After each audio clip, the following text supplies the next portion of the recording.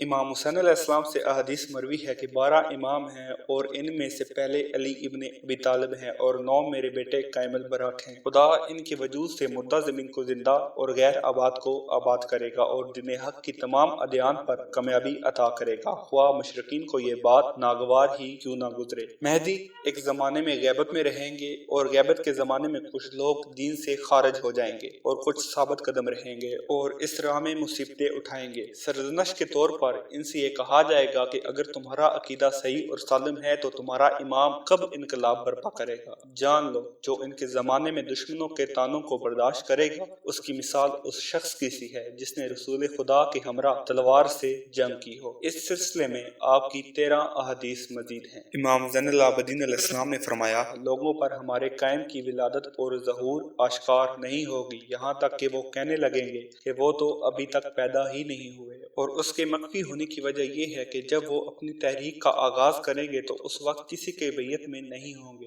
اس کے متعلق 10 احادیثیں موجود ہیں۔ امام محمد باقر علیہ السلام نے ابن بن طلق سے فرمایا کہ خدا کی قسم امامت وہ عہدہ ہے جو خدا سے ہمیں ملا ہے، اور پیغمبر اسلام کے بعد 12 امام ہیں اور ان میں سے 9 امام حسین علیہ السلام کی اولاد میں سے ہوں گے، مہدی بھی ہم میں سے ہوں گے اور آخری زمانے میں دین کی حفاظت فرمائیں گے۔ یہاں سرکار کی تقریباً 26 احادیث متواتر مروی ہیں۔ امام جعفر صادق علیہ السلام نے فرمایا، جو شخص وجود مہدی کے علاوہ تمام ائمہ کا اقرار کرتا ہے اس کی مثال اس شخص کی سی ہے جس نے تمام انبیاء پر ایمان رکھا لیکن رسول خدا کی نبوت سے انکار کیا۔ عرض کیا گیا کہ فرزند رسول مہدی کس کی اولاد سے ہوں گے؟ فرمایا 7ویں امام موسیٰ ابن جعفر کی 5ویں پشت میں سے ہوں گے لیکن غیبت میں رہیں گے اور تمہارے لیے ان کا نام لینا جائز نہیں۔ 123 احادیث ان سے مروی ہیں۔ امام موسیٰ قاسم علیہ السلام سے یونس بن عبد الرحمن نے سوال کیا کہ آپ ہی مہدی برحق ہیں؟ فرمایا میں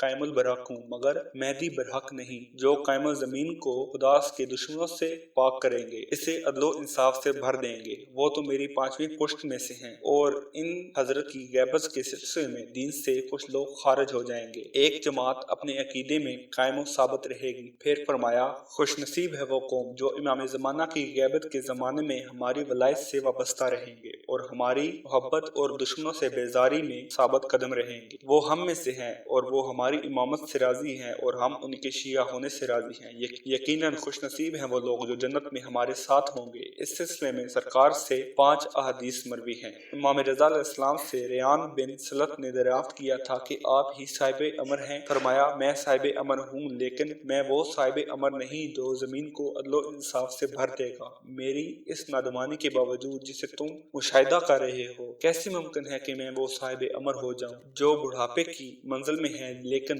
جوان صورت میں ظاہر ہے؟ وہ اتنے بہادر اور قوی ہوں گے کہ اگر روئے زمین کے بڑے سے بڑے درخت کو ہاتھ لگا دیں تو اکھڑ جائے، اور اگر پہاڑوں کے درمیان نعرہ بلند کریں تو بڑے سے بڑا پہاڑ چور چور ہو کر بکھر جائے۔ اور ان کے پاس موسیٰ کا عصا ہے، حضرت سلیمان علیہ السلام کی انگوٹھی ہے، وہ میرے 4تھے پشت میں ہیں، جب تک خدا چاہے انہیں غیبت میں رکھے گا اور غیبت کے بعد ان کو ظہور کا حکم دے گا، ان کے ذریعے اللہ زمین کو عدل و انصاف سے پر کر دے گا جیسے وہ ظلم و جور سے بھری ہو۔ سرکار سے 18 احادیث مروی ہیں۔ امام محمد تقی علیہ السلام نے جناب عبدالعظیم حسنی سے فرمایا تھا کہ قائم ہی مہدی موعود ہیں، ان کے غیبت کے زمانے میں ان کا انتظار اور ظہور کے زمانے میں ان کی اطاعت واجب ہے، وہ میری 3ری پشت میں ہیں، خدا اس مرتبے کو سرکار کی نسل میں عنایت کرے گا، اور قسم اس خدا کی جس نے محمد کو رسالت اور ہمیں امامت سے سرفراز کیا، اور اگر دنیا کی عمر کا ایک بھی دن بچے گا تو بھی خدا اس دن کو اتنا طویل کر دے گا جس میں مہدی ظاہر ہوں گے اور زمین کو اسی طرح عدل و انصاف سے پر کریں گے جیسے اس سے پہلے ظلم سے بھری ہوئی تھی۔ خداوند عالم ایک ہی رات میں ان کی کامیابی کے اسباب قائم فرمائے گا جیسا کہ اپنے کلیم موسیٰ کی کامیابی کے اسباب قائم فرمائے تھے۔ امام علی نقی علیہ السلام نے فرمایا میرے بعد میرا بیٹا حسن امام ہے اور حسن کے بعد ان کے بیٹے قائم ہیں جو روئے زمین پہ عدل و انصاف کو پھیلائیں گے۔ ان سے مروی 5 احادیث ہیں۔ امام حسن عسکری علیہ السلام نے موسیٰ بن جعفر بغدادی سے فرمایا کہ گویا میں دیکھ رہا ہوں کہ تم لوگ میرے جانشین کے بارے میں اختلاف کر رہے ہو، لیکن یاد رہے جو پیغمبر کے بعد تمام ائمہ پہ یقین اور اتفاق رکھتا ہے اور صرف میرے بیٹے کی امامت سے انکار کرتا ہے تو وہ ایسا ہی ہے کہ وہ تمام انبیاء پہ ایمان رکھتا ہے لیکن محمد کی رسالت کا منکر ہو جائے، کیونکہ ہم میں سے آخری آخر کی اطاعت ایسے ہی واجب ہے جیسے اول کی ہو۔ بس جو شخص ہمارے آخری امام کا انکار کرے گا تو گویا اس نے پہلے کا انکار کیا ہو۔ جان دو میرے بیٹے کی غیبت اتنی طولانی ہوگی کہ لوگ شک میں پڑ جائیں گے، مگر یہ کہ خدا ان کے ایمان کو محفوظ رکھے گا، اور 21 حدیثیں ان سے متعلق ہیں۔